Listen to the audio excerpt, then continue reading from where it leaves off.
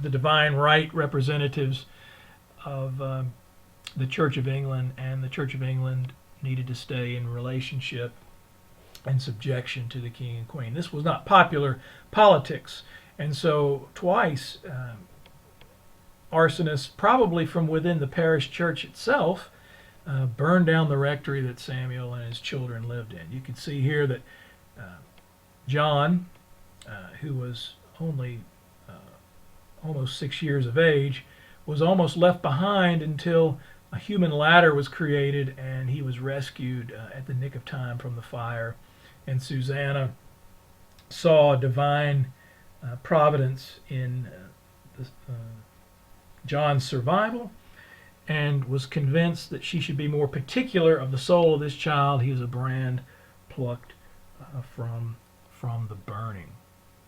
Brand plucked from the burning. Here's a map of Epworth. You can see the area of Lincolnshire, the northern portion of Lincolnshire, and it's surrounded by various canals and dams that had a tendency to isolate this area known as the Isle of Axholme. Isolationist tendencies there. And John learned from how his father's politics and religious ideas fell foul of the isolationist ideas of that era, that area in that time, that to preach faithfully as one saw it could often bring one into great conflict with the church. So from the time he was young, he knew that preaching had its costs, to be prophetic, and he learned this in Epworth. You can see here the map, the old rectory, not too far from the church walk there. And Wesley certainly learned that congregations could be very hostile places. We'll see this here. This is the German version of it. It's not. This is one area where the German comic book is not quite accurate, because it was a human ladder rather than a actual ladder. John was almost killed, but the mom claimed that John is a brand plucked from the fire. She wrote in her journal a prayer that I may endeavor to instill in John's mind the principles of true religion and virtue. Lord, give me the grace to do it sincerely and prudently, and bless my attempts with good success. Conflict was not only discovered by preaching in a congregation. John and Charles both grew up knowing that the mother, Susanna, and the father often disagreed on the politics. She was less inclined to support the right of kings and queens and the subjugation of the church. She wrote, "'Tis an unhappiness almost peculiar in our family that your father and I seldom think alike. I approve the disposition of your mind, however, John, and the sooner you are a deacon, the better." John learned from her that religion is nothing else than doing the will of God and not our own. Sort of a ascetic mysticism, that the inner search for holiness and living as not as the rest of the world in the Puritan mind. The best preparation I know of for suffering is a regular and exact performance of present duty. She learned and taught John this methodical discipline in the search for inner holiness, and the need for personal reform. Probably John learned more public reform from his father, and the parental influences were quite profound, and in some ways conflicting messages found within John's life. The Puritan influence lived through the mother, high Anglican theology and ecclesiastical climbing from the father, And these tendencies were probably never reconciled in John's own life, and probably um, lived throughout in a creative and sometimes conflicting tension within the life of and the ministry of John. There was little of grace learned in the home. There was always a kind of activism, whether it was a Puritan kind or a kind of Anglican attempt to establish hierarchy in the community there. John learned that from his father the life of the mind and scholarship, although Samuel never really made much money and often found himself in debt and even went into prison at one point. But he was, for a social climber and ecclesial climber, he had a sense of solidarity, particularly with the poor at this time. And in 18th century society, with much change, rapid change from the agricultural economy to an industrial economy. Many of the poor were moving to the cities to work in factories with long, oppressive hours and terrible conditions. And in the city, John's father often traveled from Epworth down to London and noticed this poverty and unrest that showed itself in crime and alcohol abuse, destruction of families. And the standard 18th century, early 18th century response was simply to build more prisons. And that's what it says here in the German. This is Samuel in London, and the elite look at the poor, the rabble, and says basically, what a pack of rabble here. It's fortunate that there are many prisons, or that there are enough prisons for these people. That was the idea.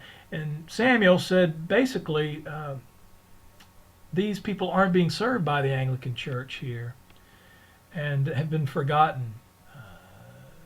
And the state church has completely abandoned them.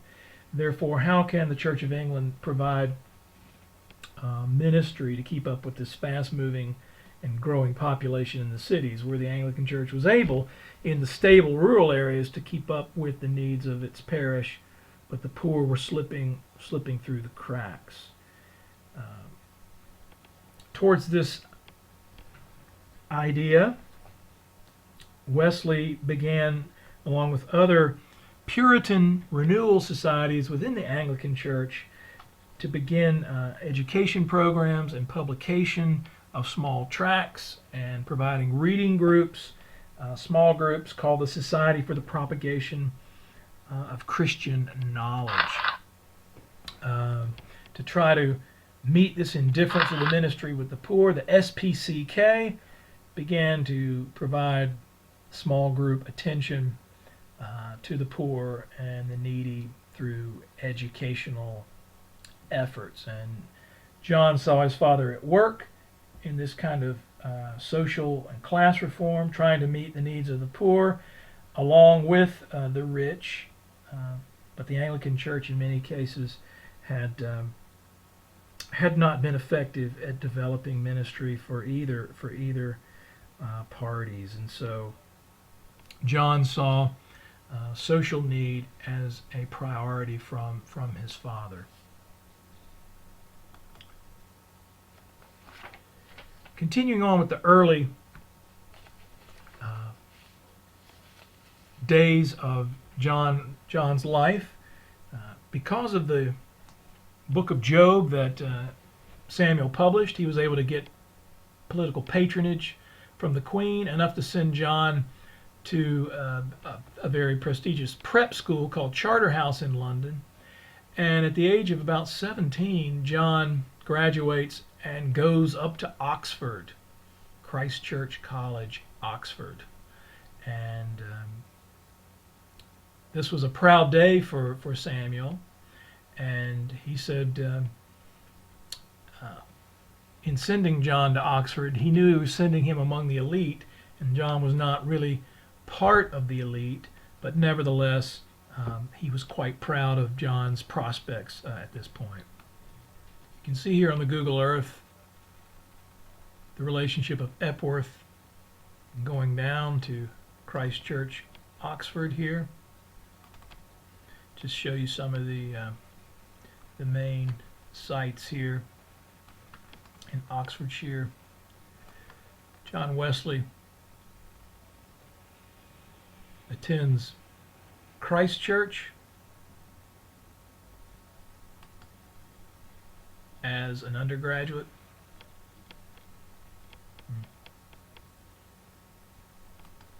It's an interesting view there.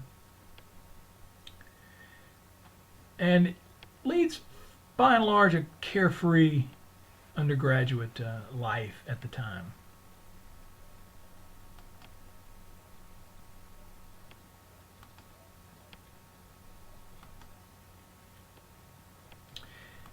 This carefree life is shown here in this this episode taken from his life. This is John on the right. You can see this son of a lord, a well-to-do son here. They've come out of a coffee shop, which is apparently where John spent a lot of his time, not required to go to lectures under the Oxford British system, simply sitting tests and meeting with the dons. There was a lot of time for interaction with the sons of the elite, and at this time they were the sons of the elite.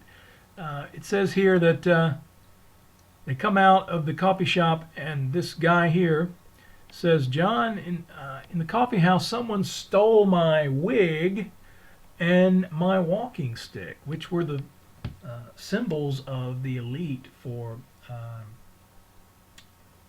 Oxford undergraduates. They would ultimately become judges and lawyers and ministers of government or ministers in the church. And so they began to try to emulate the symbols of power. And John here says, I really don't have anything to fear from people stealing from me. I'm so poor that I have neither a wig or a walking stick. So he leads sort of a lifestyle that is fairly unremarkable. You wouldn't pick him out of a group of students and say, there goes one of the great religious reformers of the period.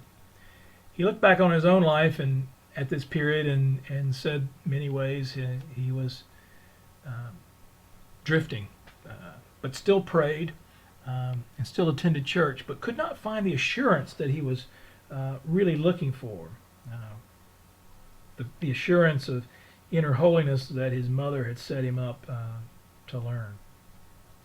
So he's pursuing the Bachelor's of Divinity at this time, and he goes on to complete the MA as well. But the Bachelor of Divinity, rather the Bachelor of Arts, is really the solid general ed curriculum that he looks into and studies during his time there. And this qualifies alone as curriculum for a pastorate in the Anglican Church. But he did go on to do the MA, the Masters of Arts, as well as pursued a BD. The Bachelor of Divinity was rare and was not required for ordination, but John, because he had the MA, was qualified to teach